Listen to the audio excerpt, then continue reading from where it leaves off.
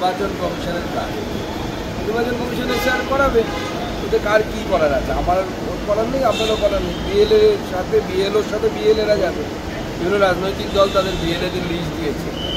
নির্বাচন কমিশনের দায়িত্ব হচ্ছে বিএলওদের সুরক্ষাকে নিশ্চিত করা, যেন কোনো বিএলও হিংসার শিকার না হয় বা কোনো রকম প্রেশারে কাজ করতে না হয় কোনো বিএলও।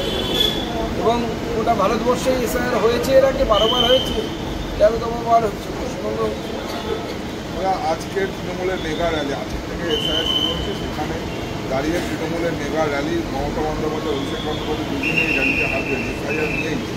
মূল উদ্দেশ্য হচ্ছে এসআইআরকে সামনের দিকে তুলে এনে বাংলার যেটা প্রকৃত ইস্যু, যেগুলি প্রকৃত ইস্যু, সেই ইস্যুগুলোকে পেছনের দিকে ঠেলে দেওয়া। আমি আগেও বলেছি 26,000-এর চাকরি চলে যাওয়া, রিসেন্টলি প্রায় 3,000 মতো গ্রুপ সি গ্রুপ বি যাদের কাছ থেকে টাকা নিয়ে তৃণমূল কংগ্রেস চাকরি দিয়েছিল, তাতে মমতা বন্দ্যোপাধ্যায়ের আত্মীয়ার নাম আছে, বৃষ্টি মুখার্জি না ব্যানার্জিকে একজন আছে, মমতা বন্দ্যোপাধ্যায়ের মামার মেয়ে বা এরকম কিছু হবে।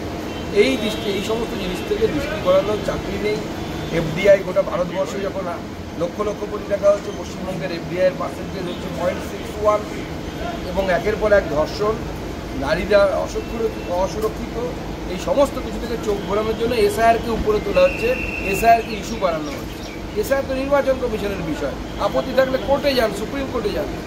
এসআইআর ঘোষণার পর জাল বার্থ সার্টিফিকেট বিলি হচ্ছে জেলায় জেলায়, এমনটাই অভিযোগ বিজেপির। বিলি করে কিচ্ছু হবে না, ভালো করে হ্যান্ডবুকটা পড়তে দেখুন, পড়ে দেখুন বিএলওদের হ্যান্ডবুকে সব লেখা আছে।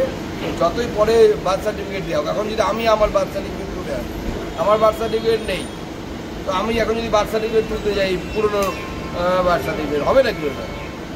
শিক্ষক স্কুলে পড়ানোর সঙ্গে সঙ্গে এসআইআর কাজ নিয়ে তাদের অসুবিধার কথা জানাচ্ছেন এবং সংশয় প্রকাশ করছেন তাদের নিরাপত্তা নিয়ে। শিক্ষকদেরকে যদি এই কাজ থেকে যদি অব্যাহতি দেওয়া যেত তাহলে খুব ভালো হতো, কিন্তু বিষয়টি হচ্ছে আমাদের পশ্চিমবঙ্গে বিগত কয়েক বছর ধরে রিক্রুটমেন্টই নেই।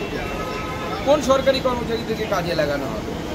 এবং আমি অবশ্যই মনে করি যে শিক্ষকদেরকে পড়াশোনার কাজেই শুধু রাখার চেষ্টা করা উচিত, কিন্তু এই মুহূর্তে পশ্চিমবঙ্গ সরকারের ইয়েই নেই, কর্মচারী নেই। লাস্ট কবে রিক্রুটমেন্ট হয়েছিল?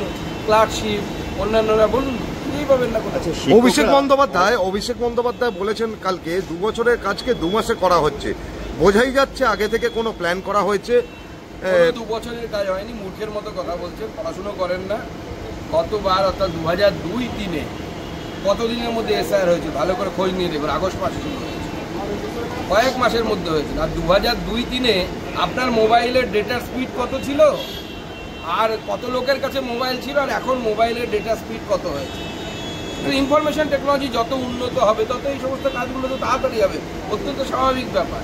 এরা নন ইস্যুকে ইস্যু তৈরি করে বেকার যুবকদের হাতে কাজ নেই, মহিলা সুরক্ষিত নয়, এই সমস্ত ইস্যু থেকে চোখ ঘোরানোর চেষ্টা করছে।